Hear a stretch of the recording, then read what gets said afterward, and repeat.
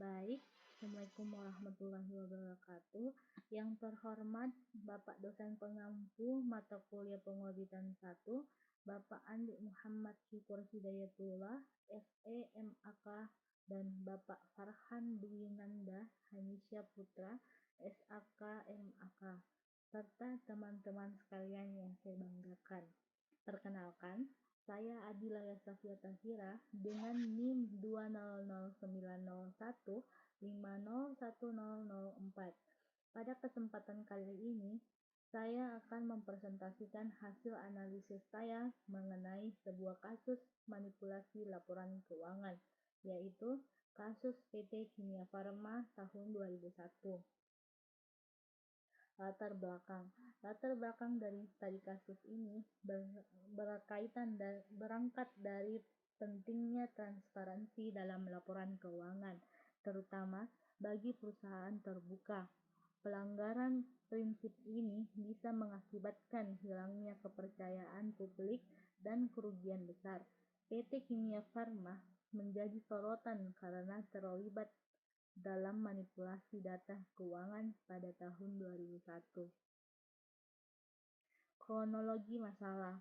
Kronologinya dimulai pada akhir tahun 2001 saat PT Kimia Farma melaporkan laba bersih sebesar 132 miliar rupiah.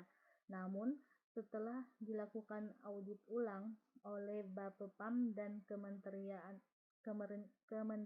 BUMN, ternyata laba sebenarnya hanya 99,56 miliar rupiah.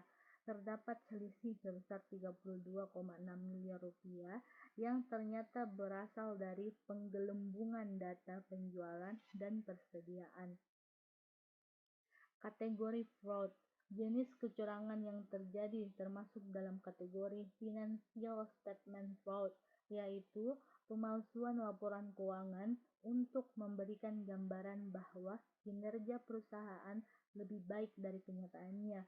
Ini dilakukan dengan cara melebih-lebihkan angka penjualan dan persediaan. Profil pelaku dan korban. Pelaku utama adalah pihak direksi dan manajemen perusahaan yang memiliki akses dan kendali penuh atas data keuangan perusahaan. Sementara itu, korban dari kasus ini adalah investor, pemegang saham, dan masyarakat luas yang membuat keputusan finansial berdasarkan laporan keuangan yang telah dimanipulasi. Motivasi pelaku. Motivasi pelaku melakukan fraud ini diantaranya untuk meningkatkan citra perusahaan di mata publik dan pasar modal, serta mencapai target kinerja yang berpotensi mendatangkan bonus atau insentif. Selain faktor tekanan eksternal, terdapat pula faktor internal seperti ketidakjujuran dan keserakahan yang mendorong pelaku berbuat curang. Dampak fraud. Dampak utama dari fraud ini adalah kerugian finansial sebesar 32,6 miliar rupiah bagi investor dan pemegang saham serta kerusakan reputasi perusahaan. Kasus ini juga menimbulkan krisis kepercayaan terhadap sektor farmasi BUMN dan memperlihatkan lemahnya penerapan prinsip GCG, khususnya dalam aspek transparansi dan pengawasan internal. Strategi deteksi dan pencegahan.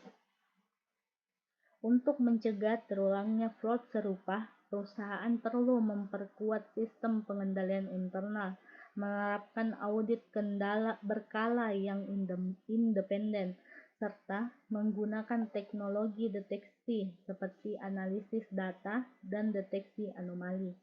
Selain itu, pelatihan etika bisnis dan penyediaan saluran pelaporan yang aman, whistleblower system, juga penting dalam mendeteksi dan mencegah fraud sejak dini.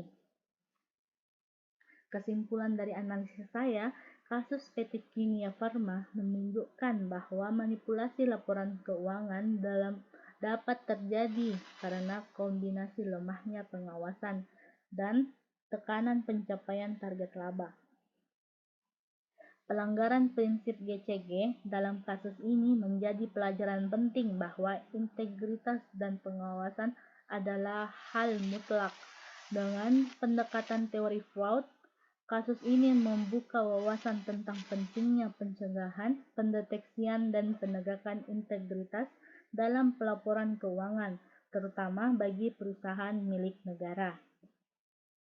Terima kasih atas perhatian teman-teman sekalian. Demikian presentasi dari saya. Semoga materi yang saya sampaikan bisa memberikan pemahaman dan pembelajaran bagi kita semua, khususnya dalam memahami pentingnya kejujuran dan pengawasan dalam dunia akuntansi dan bisnis. Wassalamualaikum warahmatullahi wabarakatuh.